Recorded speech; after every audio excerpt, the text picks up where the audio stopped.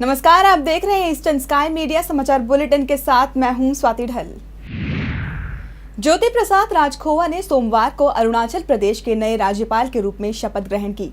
इसके साथ ही अब वो अरुणाचल प्रदेश के 17वें गवर्नर बन गए हैं। असम के पूर्व मुख्य सचिव रह चुके ज्योति प्रसाद राजखोवा ने सोमवार को ईटानगर स्थित राजभवन में राज्यपाल पद की शपथ ली। गुवाहाटी हाईकोर्ट के मुख्य न्यायाधीश के श्रीधर राव ने उन्हें पद और गोपनीयता की शपथ दिलाई।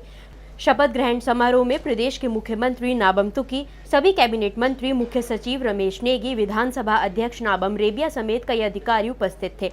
जेपी राजखोवा 1968 बैच के आईएएस अधिकारी हैं। उनका जन्म 1944 में हुआ था। बता दें कि राजखोवा ने राज्य के पूर्व गवर्नर लेफ्टिनेंट जनरल निर्भय शर्मा की जगह ली है। वहीं निर्भय शर्मा को उनके शेष कार्यकाल के लिए मिजोरम में नियुक्त किया गया है। मणिपुर में सोमवार को कड़ी सुरक्षा के बीच एडीसी चुनाव संपन्न हो गए हैं। अब जल्द ही 495 उम्मीदवारों की हार और जीत का फैसला सबके सामने होगा। मणिपुर में सोमवार को हुए एडीसी के चुनाव बेहद ही खास थे, क्योंकि करीब 20 साल के लंबे अंतराल के बाद ये चुनाव हुए थे। इसी के चलते लोगों में काफी उत्साह देखने को मिला। सुबह 7 बजे से लेकर शाम के 4:30 बजे तक पोलिंग स्टेशन पर लोगों की लंबी कतारें देखने को मिली।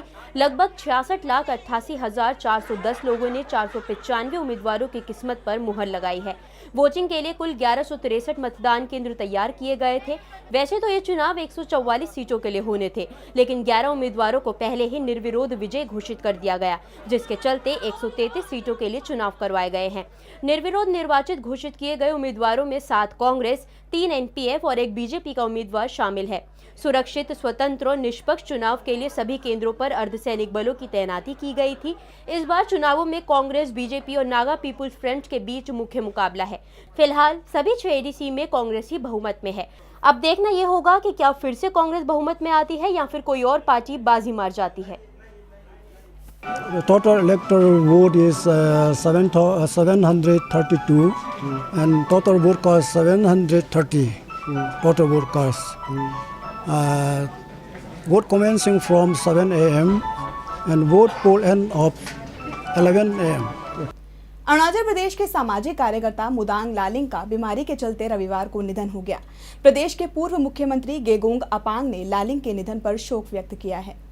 अरुणाचल प्रदेश के प्रसिद्ध सामाजिक कार्यकर्ता मुदांग लालिंग ने रविवार को करसिंगसा स्थित अपने घर में आखिरी सांसें ली।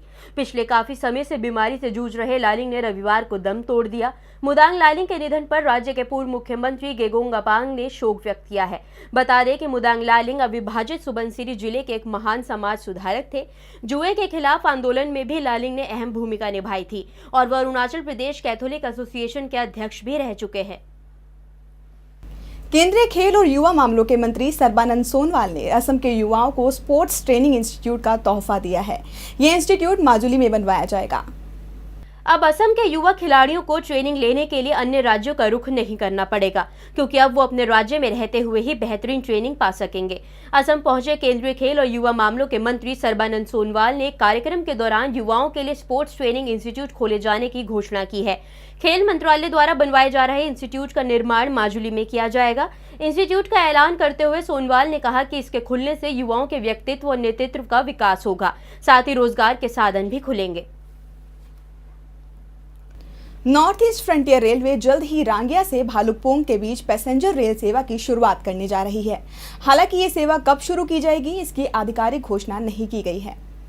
अरुणाचल प्रदेश के यात्रियों के लिए बेहद ही अच्छी खबर है, क्योंकि नॉर्थ ईस्ट फ्रंटियर रेलवे जल्द ही रांगिया से भालुकपोंग के बीच पैसेंजर रेल सेवा की शुरुआत करने जा रही है। दरअसल बालीपारा से भालुकपोंग के बीच ब्रॉड गेज परिवर्तन का काम पूरा कर लिया गया है। रेलवे ने नई ब्रॉड गेज लाइन का निरीक्षण करने के बाद इस लाइन पर पैसेंजर रेल सेवा शुरू करने का फैसला किया है। हालांकि ये सेवा कब शुरू की जाएगी, इसकी आधिकारिक तौर पर घोषणा नहीं की गई है। खबरों के इस अंक में फिलहाल इतना ही। नमस्कार।